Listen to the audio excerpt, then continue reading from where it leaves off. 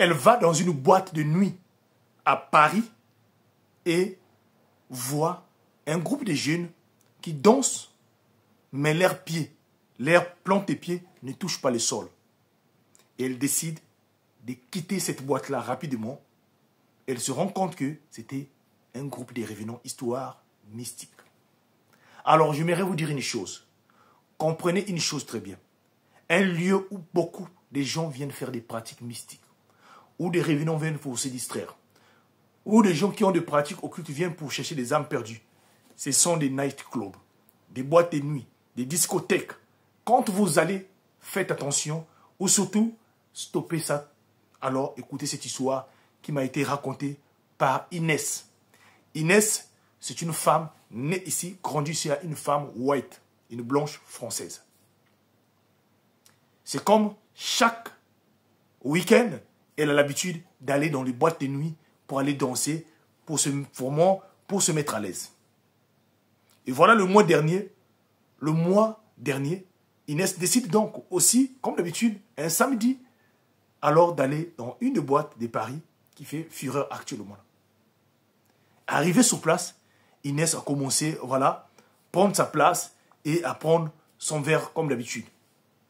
Et tout à coup, vers 0h, un groupe de jeunes, au nombre de 7 personnes, accompagnés de 4 garçons, dont 4 hommes, plus 3 femmes. Tous étaient habillés en sexy. Étaient si beaux, c'est comme si ces personnes étaient taillées. Et sont rentrés dans la boîte, alors avec l'ambiance terrible.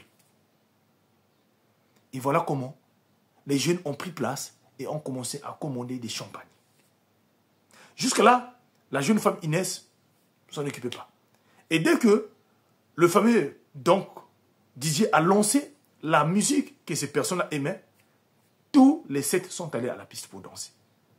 Et c'est là où Inès va vivre des choses qu'elle n'a jamais vécues.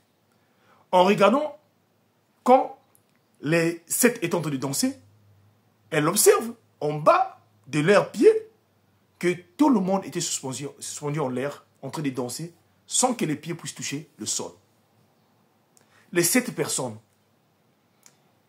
Inès croyait qu'elle était en train de délirer. Elle croyait que c'était quelque chose qu'elle était en train d'imaginer. Elle regarde, elle se dit c'est vrai. Alors, là, elle demande donc à celle qui l'avait sorti, est-ce que vous connaissez les 7 personnes qui dansent là? Non, elles ont l'habitude de venir ici de temps en temps, mais je ne sais pas. Mais chaque fois quand elles viennent ici là, ces 7-là dépensent des centaines et des centaines de mille d'argent ici là. On ne sait pas comment ces jeunes-là trouvent cet argent-là. Inès regarde, les pieds étaient tout en l'air et décide donc de quitter la boîte en courant. Et arrivée chez elle à la maison, elle l'explique donc le lendemain à ses amis. Ses amis lui disent que cette boîte-là a toujours des choses paranormales à l'intérieur. Alors, j'aimerais vous dire une chose. Le lieu de la boîte, le lieu des nightclubs, des discothèques, tous ces endroits, vous voyez, à forte concentration de personnes, c'est les endroits où les revenants arrivent souvent. Des sirènes, des gens arrivent souvent. Alors, quand vous avez accepté d'aller dans les endroits comme ça, parfois, il faut accepter ou fermer vos yeux ou quitter. Alors, faites attention. Nous sommes dans un monde, là où il y a plusieurs mondes. Priez sans cesse et partagez-moi cette histoire. C'était HPH, l'homme à plusieurs histoires. Je vous remercie.